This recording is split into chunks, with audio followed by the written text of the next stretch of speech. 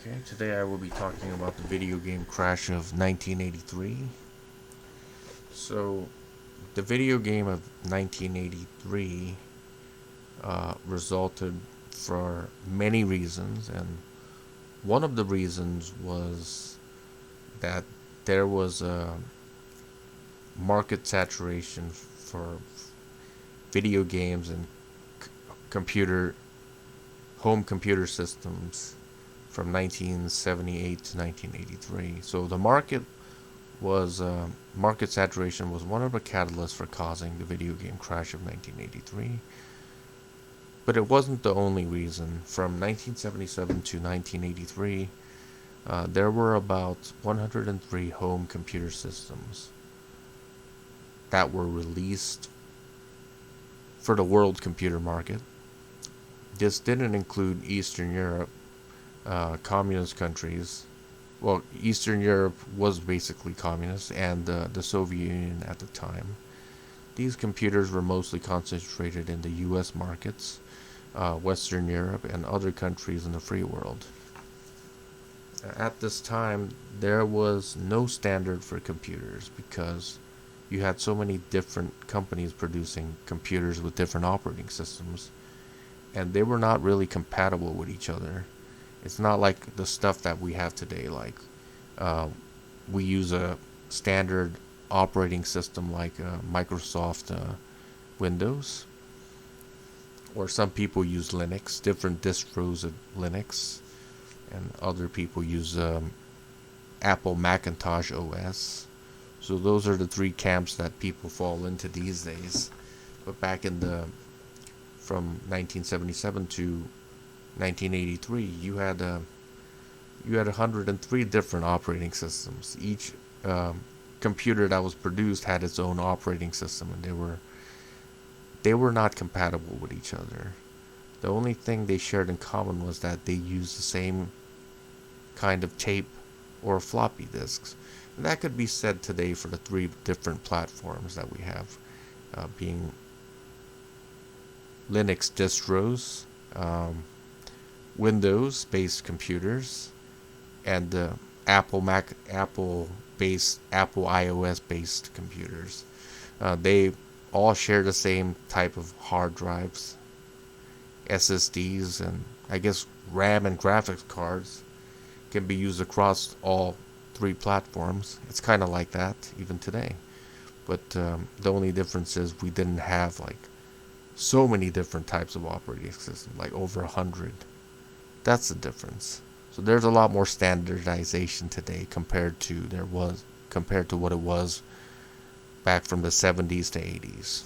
But that's what I'm trying to say. So there was a lot of saturation in the computer market, and also the video game console market was not that much different in terms of market saturation.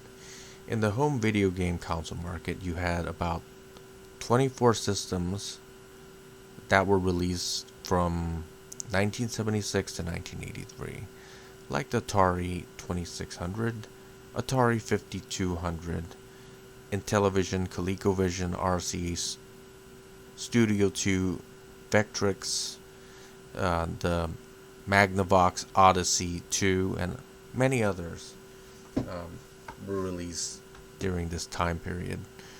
So Atari controlled the lion's share of the video game console market in the late 1970s to the early 1980s, prior to the video game crash of 1983.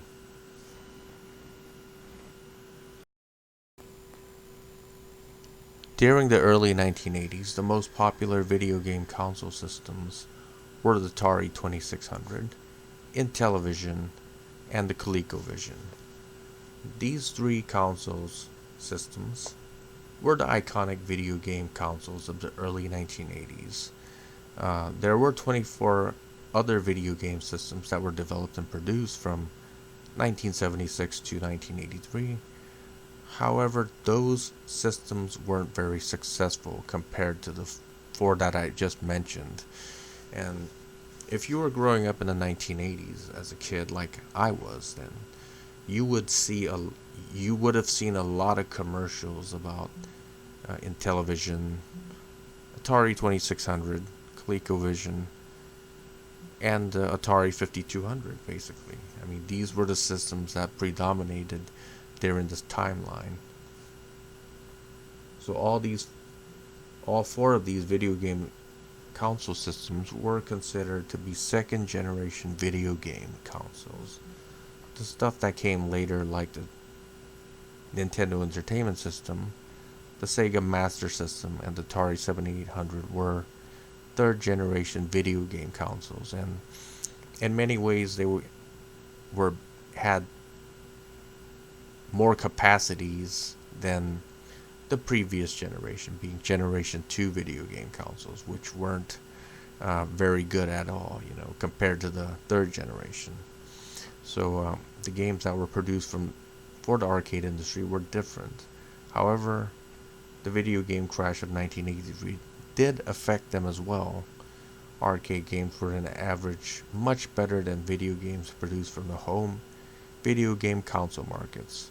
From 1976 to 1983, the home video game console industry was largely dominated by American companies like Atari, and also ColecoVision and Intellivision to a lesser extent. By 1982, Atari Corporation was essentially a billion-dollar company. There was probably a Atari 2600 sitting in most living rooms in North America by 1982. I had a Atari 2600. All of my friends had one, and there wasn't one person I knew that didn't have one in their living rooms. Atari 2600 games, and these games really didn't have any substance at all. There was really no storyline to any of these games. They were horribly repetitive, and they had pixelated stick-like graphics. The quality wasn't good, and a lot of people would get bored of these games very quickly.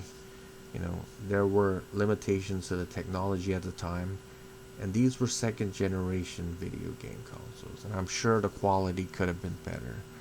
But this was simply awful.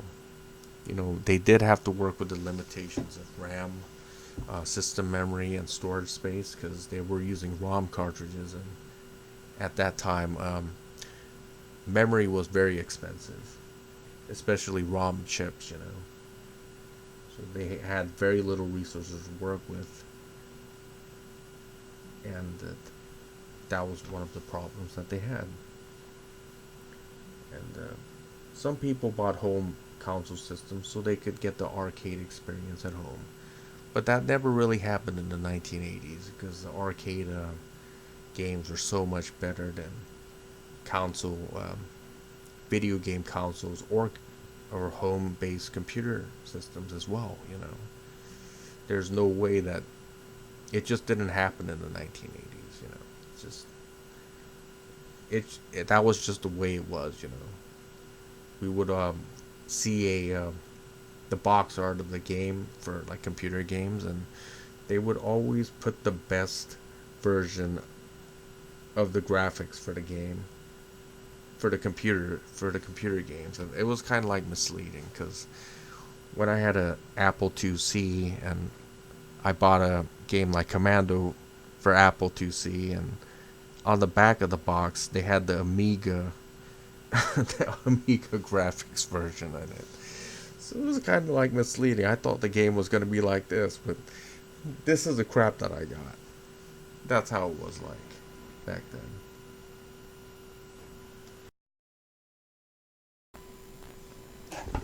Okay, as you can see on the left, there are two versions of Popeye, one for the arcade and the other for the Atari 2600.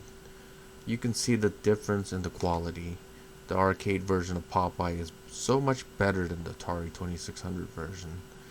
Back in the day, a lot of people wanted the arcade experience at home. Shelling out quarters in the arcade was quite expensive at the time, because a quarter back in the early 1980s was a lot of money. This is when a school cafeteria lunch cost 50 cents, A $20 would buy a bag of groceries for 2 weeks, and a gallon of gas was less than $1.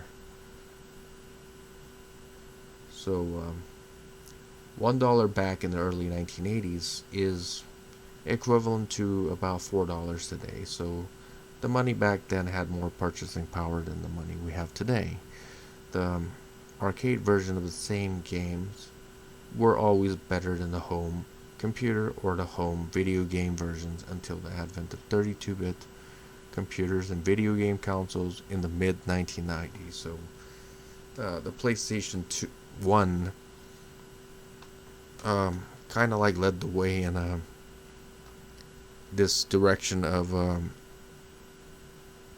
arcade games becoming redundant, and also the internet also played a role in that too, because when they had arcades, people didn't just go to arcades to play better video games. They went there to play against other people. They went there to play games like a Street Fighter 2 and play against other people. That's what they did. And that's pretty much why arcades existed. So as you can see, the quality of these early video game consoles weren't very good. The problem was compounded when you had so many companies producing games for Atari 2600s and other video game consoles that had no experience in producing video games at all. The market was already very saturated, but you had an influx of games which were of very poor quality. I guess this is why when Nintendo started releasing their Nintendo Entertainment System game consoles in North America, had the Nintendo seal of approval, and that came with every NES console. If you owned one back then, it would come with a Nintendo seal of approval. They also limited the number of licenses for game developers using their platform. The Atari, ColecoVision, Intellivision, and others that came before it were very lax in their licensing agreements with third-party developers. Nintendo did not repeat the same mistakes, and they ended up taking over the home video game console market. So from 1985 and onwards, Japanese video game console makers pretty much dominated the U.S. Home video game console market. But it didn't really affect computers as much. It just affected the video game console markets. So the computer industry was quite different. But a lot of computer companies did go out of business in 1983, 1984, and 1985. But then a lot of them also survived. Like Commodore survived with their Commodore 64, Commodore 128, and they produced the Commodore Amiga later. Amiga 500, Amiga 1000, Amiga 2000, etc., etc.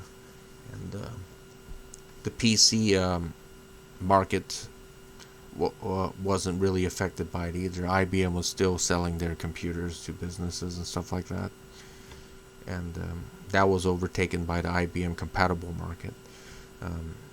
And you had other computer systems like Apple's, Apple IIc, Apple IIe, Apple IIgs, Apple Macintosh, and Apple continued to produce computers. Although Apple's stuff wasn't really geared for games or anything. Gaming computers were mostly like a Commodore 64, stuff like that. Maybe Atari ST, Commodore Amiga. That was most likely a gaming computer because they had a lot of games for it, and a few other computers that I didn't mention. So the NES still couldn't compete against arcade machines. They did produce their own original games like Super Mario Brothers, Metroid, The Legend of Zelda, and others. These games were quite well made despite the limitations of technology at the time. Well, that's true. I mean, despite the limitations, Nintendo did a very good job of fully utilizing 8-bit video game technology, and they optimize it to the best of their abilities, and they produce very good games. But when arcade games were ported onto the Nintendo Entertainment System, they were really never as good as the arcade version. For example, Ikari Warriors for the arcade was so much better than the Nintendo Entertainment version, and that goes for a lot of other arcade games that were ported onto the NES. And yeah, that was always going to be the case in the 1980s. You were never going to get any video game or a computer game that was better than arcade. That was just the way it was back then. Okay, thanks for watching. My Ace 1000 KS 1975.